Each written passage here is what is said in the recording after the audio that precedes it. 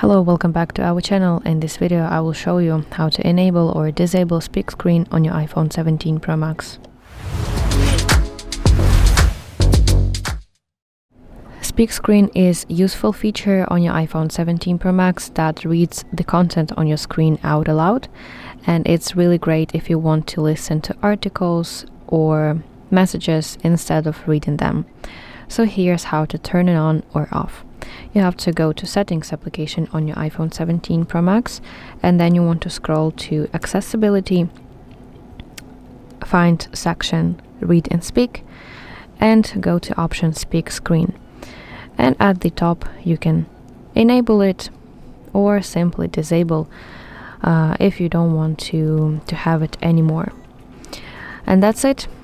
That's how you can enable or disable speak screen on your iPhone 17 Pro Max. I really hope that you find this video helpful, and if so, please like this video and subscribe to our channel to see more content like this.